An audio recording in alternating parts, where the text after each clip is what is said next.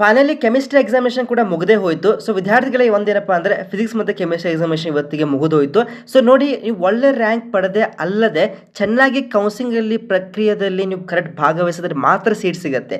ಕೆಲವೊಂದಿಷ್ಟು ವಿದ್ಯಾರ್ಥಿಗಳನ್ನ ನೋಡಿದೆ ಪ್ರತಿ ವರ್ಷ ಕೂಡ ಒಳ್ಳೆ ರ್ಯಾಂಕ್ ಇರುತ್ತೆ, ಆದರೆ ಒಂದು ಒಳ್ಳೆ ಕಾಲೇಜ್ ಸಿಗಲ್ಲ. ಯಾಕಂದರೆ ಅವರು ಕೌನ್ಸಿಲಿಂಗಲ್ಲಿ ಎಡವಟ್ಟು ಮಾಡ್ತಾರೆ. ಸೊ ನೀವು ಇವನ್ ದೋ ಇಫ್ ಯು ಹ್ಯಾವಿಂಗ್ ಕಡಿಮೆ ರ್ಯಾಂಕು ಇದ್ದಿದ್ರಲ್ಲೇ ಬೆಸ್ಟ್ ಇರುವಂಥ ಕಾಲೇಜ್ ನಿಮಗೆ ಸಿಗಲಿಕ್ಕೆ ಸಹಾಯ ಮಾಡ್ತೀವಿ, ಆಯಿತಾ. ಸೊ ಯಾರು ಕೂಡ ಭಯ ಪಡ್ಲಿಕ್ಕೆ ಹೋಗ್ಬೇಡಿ. ಭಾಳ ಜನ ಥಿಂಕ್ ಮಾಡ್ತೀರಾ, ಸರ್ ನನಗೆ ಕಡಿಮೆ ರ್ಯಾಂಕ್ ಬಂತು, ಒಂದು ವರ್ಷ ಡ್ರಾಪ್ ತಗೋತೇನೆ ಅಂತ, ಆ ರೀತಿ ಯೋಚನೆ ಮಾಡ್ಲಿಕ್ಕೆ ಹೋಗಬೇಡಿ, ಆಯಿತಾ.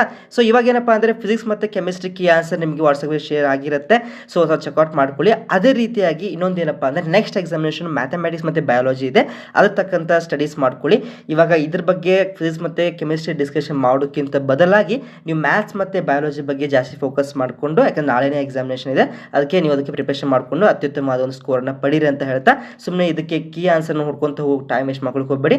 ನೀವೇ ನಿಮಗೆ ವಾಟ್ಸ್ಆಪ್ಗೆ ಶೇರ್ ಆಗುತ್ತೆ. ಓಕೆ, ಎಲ್ಲ ಎಕ್ಸಾಮ್ ಮುಗಿದ ನಂತರ ನೀವೇನು ಮಾಡಿ ಇವಾಗ ಕೀ ಆನ್ಸರ್ನ ಚೆಕ್ಔಟ್ ಮಾಡ್ಕೋಬಹುದು. ಆಸ್ ವೆಲ್ as ರ್ಯಾಂಕ್ ಕೂಡ ಪ್ರೆಡಿಕ್ಟ್ ಮಾಡ್ಕೋಬಹುದು. ನಿಮ್ಗೆ ಯಾವ ರೀತಿ ರ್ಯಾಂಕ್ನ ಪ್ರೆಡಿಕ್ಟ್ ಮಾಡೋದು ನಿಮಗೆ ಹೇಳ್ಕೊಡ್ತೀನಿ, ಆಯಿತಾ. All the very best, do well in your next examination. I am always there with you all. Thank you.